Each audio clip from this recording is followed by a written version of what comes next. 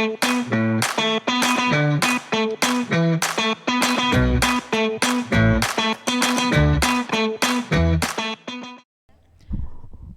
everyone. So, dear Enrico asked us to talk about 3 achievements, but I would like to start by thanking Enrico and his company and the municipality of Elafonissos for this kind invitation to join you throughout this week. I have been here since last Tuesday. I thought it would be very important for me to attend as much as possible of this Eco Week. All the presentations have been very interesting. It has been an amazing week. Thank you so much. It is a very good organization, and I think it would be useful to have the opportunity to meet more often and to discuss about those issues. When it comes to ecology, this is not something running in parallel. It's part of our daily life, and we, the mayors of islands, smaller areas, keep experiencing that on a daily basis. We have 2,500 citizens in our municipality. We have landfill, and right now we're in the process of making the biological cleaning infrastructure. We have done numerous things in terms of streets, road construction and water. That's the first thing I feel good about because we have included telemetry in numerous systems that has to do with water supply, and those systems allow us to see how much water is left in our tanks, whether there are any leaks, and this is useful particularly in this time of period because given that we're being faced with severe water shortage, if we start losing water and we don't take notice of that soon enough, I think we do realize how difficult things are. We have also been awarded about those choices of ours. I also feel proud about the fact that we have taken important steps regarding our identity. We are Dia or Care, both names. I'm not going to use the title of another island. That's our identity, that's our brand, and we're very proud about it. We have helped a lot in the promotion of our intangible, immaterial culture. We have done that not only to the benefit of the tourists, but also to the benefit of the locals, because if we realize the gem we're holding in our hands and how important that is, then we will be able to preserve that for life. And if the citizens are indifferent to that, then this gem is going to go to waste. At Zia, we have beautiful stone-made buildings. Those are the traditional buildings that have been built since forever on the island.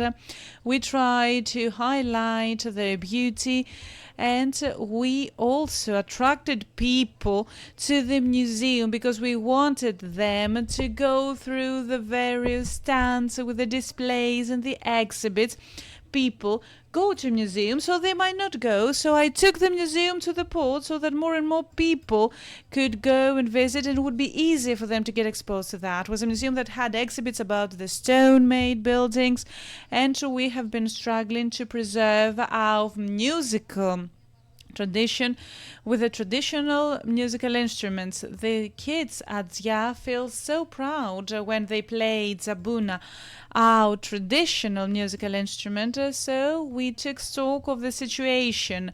We recorded all the old musical instrument players so that they could train our children. We wanted to present that in a funny way to our kids and to all the tourists coming to the islands.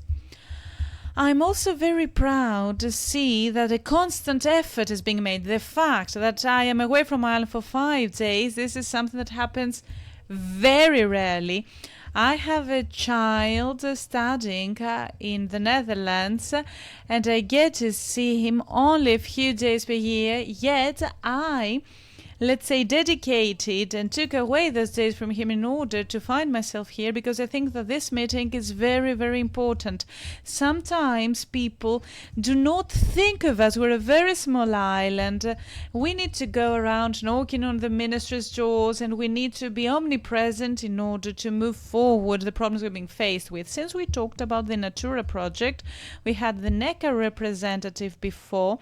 I don't know what's going on with the various land uses in your Natura areas, but we are being faced with significant problems. At some point, we were wondering, is Natura a curse or a blessing? Let me explain to you what the other side of Natura is all about. Because a few months ago, we had a program discussing the land uses within the Natura protected regions.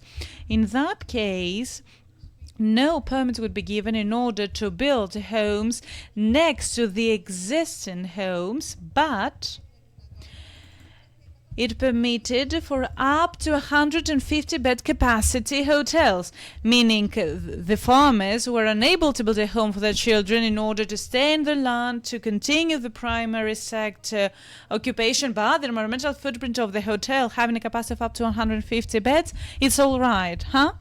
Well, we didn't have the possibility to get a permit to install wind turbines with a limited amount of concrete required.